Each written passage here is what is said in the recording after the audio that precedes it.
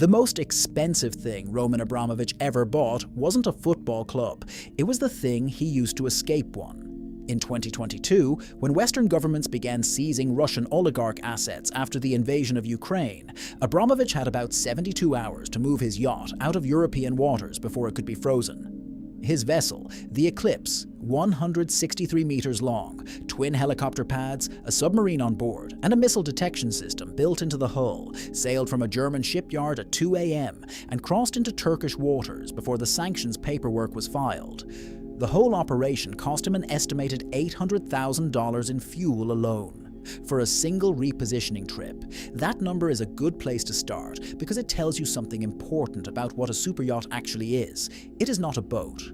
It is not a vacation home. It is a mobile, sovereign territory that happens to float, with the operating costs of a small airline and the legal status of a flagged vessel registered in a country you have probably never visited.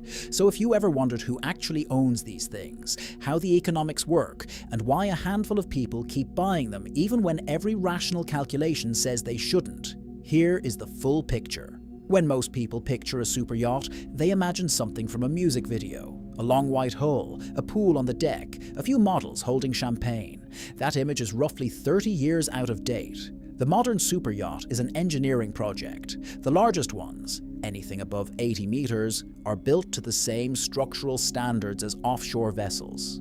They have desalination plants that produce their own drinking water. They carry enough fuel to cross the Atlantic without stopping. They have full medical suites, stabilization systems that keep the boat flat in heavy seas, and communications infrastructure that cost more than most people's houses. The Eclipse has a laser-based anti-paparazzi system that detects camera sensors and fires a blinding pulse of light at them. By industry definition, a superyacht is any private vessel over 24 meters. Above 60 meters, the industry calls them Megayachts. Above 90, Gigayachts. The distinction matters because the cost curve doesn't scale linearly, it accelerates. Going from a 30-meter yacht to a 60-meter yacht doesn't double the price. It multiplies it by 6 or 7. Here is what the tiers actually look like in purchase price. A 30-meter yacht, which is roughly the entry point for anything that gets taken seriously in Monaco, runs between $3 and $8 million new. A 60-meter vessel, the kind you see photographed in Portofino, starts at $30 million and goes up fast depending on how the interior is fitted. The Eclipse, at 163 meters, reportedly cost $400 million to build and has been estimated at closer to $600 million in total outfitting. Jeff Bezos commissioned a sailing yacht, the Kourou, that came in at approximately $500 million and required a separate support vessel, which itself cost another $75 million, specifically to carry the helicopter that couldn't fit on the main boat. The building cost, though, is almost beside the point. There is a rule in yacht ownership that gets repeated in every serious industry conversation. Annual operating cost equals roughly 10% of the purchase price. Every year, without fail.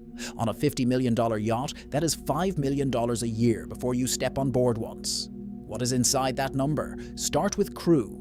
A vessel of that size requires a captain, a first officer, an engineer, a chef, deckhands, and stewardesses, typically 12 to 18 people for a 50-meter yacht, proportionally more as you scale up.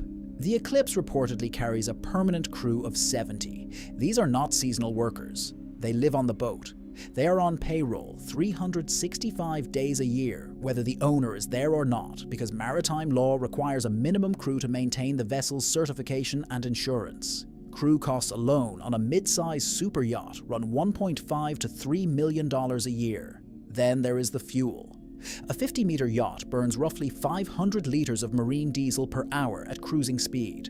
At current prices, a single week of active cruising, say the south of France to Croatia and back, costs between $50,000 and $120,000 in fuel. The Eclipse, when it was repositioned from Hamburg to Turkey in 2022, burned through an estimated 200 tons of fuel on that single crossing. Then there are the marina fees. Berthing in Monaco during the Grand Prix costs upwards of $50,000 for the week for a large vessel. Annual marina contracts in major Mediterranean ports run $300,000 to $600,000 for a yacht of serious size. In Antibes, which is the main base for Mediterranean yacht traffic, the wait list for a permanent berth is years long. Then there is insurance, which for a $50 million yacht with a full crew runs approximately $500,000 a year.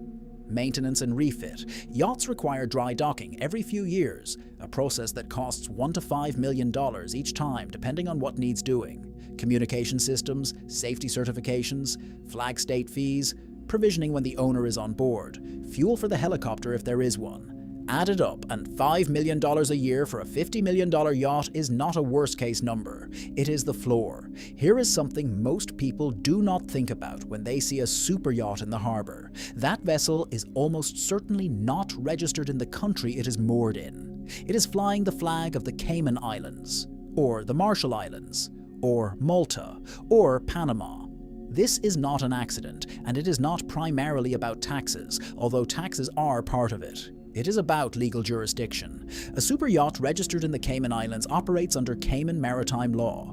That means that if something goes wrong on board, an accident, a crew dispute, a contract violation, the legal framework that governs it is a small Caribbean islands regulatory system, which is specifically designed to be as owner-friendly as possible. Crew labor protections are weaker.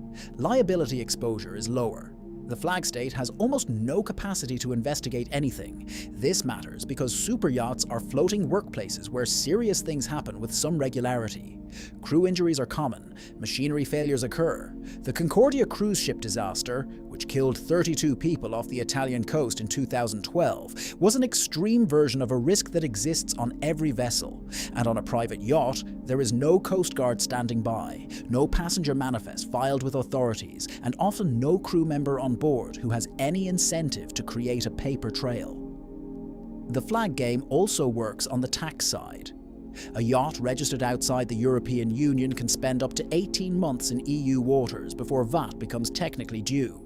And with careful itinerary management, many owners cycle their vessels in and out of EU jurisdiction indefinitely, never formally triggering the liability. VAT on a $50 million yacht in France is 20%. That is $10 million on a single purchase. Here is where it gets interesting, because there is a genuine business model inside the superyacht industry, and some owners are actually running it as one. The charter market for superyachts generated approximately $1.2 billion in revenue in 2023. A 50-meter yacht in the Mediterranean charters for between $200,000 and $400,000 per week, not including fuel, food, or the crew gratuity, which is customarily 10 to 15% of the base charter fee on top. A 60-meter vessel during peak Mediterranean season, July and August, can bring in $2 million in those 8 weeks alone. The calculation many owners use is straightforward. Charter the boat for 15 to 20 weeks a year, cover most of the operating costs, and use the remaining time personally. If you charter at $300,000 per week for 18 weeks, you have generated $5.4 million, which for many vessels roughly covers the annual running cost. The reality is more complicated. Charter management companies take 15 to 20% of gross revenue. Marketing, positioning the vessel for charter clients, crew overtime during charter periods, the additional wear and consumables from heavy charter use, all of that erodes the number. A genuine charter offset strategy works when it works. But most superyacht owners who claim to be chartering to cover costs are, upon inspection, covering about 40% of costs in a good year and calling it a business.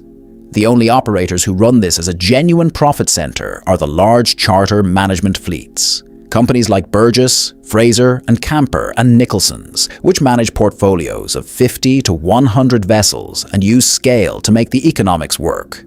An individual owner with one boat is not running a business. They are running an expensive hobby with a partial subsidy. In March 2019, a 95-meter superyacht called the Tatouche, owned at various points by Paul Allen and later by a series of private equity figures, was moored off the coast of West Papua, Indonesia. Divers and researchers documented significant damage to a coral reef in its anchorage zone, damage they attributed to the yacht's anchor chain. Indonesian authorities levied a fine. The owner's representatives disputed the characterization. The yacht moved on. This is the environmental liability that nobody in the sales brochure mentions. A super yacht at anchor in a sensitive marine area can destroy decades of coral growth in a single night with an unattended anchor chain. The exhaust output from a large vessel's diesel generators, running 24 hours a day to power the air conditioning, desalination, and electronics, is roughly equivalent to several hundred cars. The anti-fouling paint on the hull, which prevents barnacles, typically contains biocides that leach into the water continuously. There is also the crew liability issue, which has become more legally serious in recent years. Several high-profile cases in the last decade have involved crew members bringing labor claims against yacht owners after accidents or wrongful termination. And the jurisdictional complexity of flag state law, the owner's home country, and the waters where the incident occurred has made these cases enormously expensive to defend, even when the owner prevails. And then there is the reputational problem, which became visible very publicly in 2022. When the list of sanctioned Russian oligarch yachts became public knowledge, the industry suddenly had a transparency problem it had never previously faced. Journalists began tracing beneficial ownership structures through layers of offshore holding companies and discovered that a significant portion of the world's largest private yachts are owned not by individuals but by chains of shell companies where the ultimate human owner is genuinely difficult to determine. The industry has spent decades building those structures deliberately. In 2022, they became a liability overnight. The honest answer to whether a superyacht is worth owning depends entirely on which version of the question you are asking. If the question is financial, does this make economic sense as a capital allocation? The answer is almost never. A superyacht is a depreciating asset with enormous carrying costs, significant liability exposure, and a resale market that moves very slowly. The best superyacht you ever owned is the one you sold. If the question is about what it actually provides, complete privacy, complete control over your environment, the ability to be anywhere in the world that has water and to leave whenever you want without dealing with airports or hotels or other people, then the economics look different. There is no hotel in Monaco. There is no villa in the Amalfi Coast. There is no private island in Croatia that provides what a well-equipped vessel provides, which is radical geographic freedom that travels with you. That is what the buyers are actually paying for. Not the marble bathrooms, not the helicopter. The ability to be unreachable, to move without a record, to exist in international waters where no government has automatic jurisdiction over you. Roman Abramovich understood that. He got his boat out in 72 hours. The fact that it cost $800,000 in fuel to do it was, from his perspective, almost certainly worth it. Whether it is worth it for you depends on exactly how much you value being somewhere that is technically nowhere.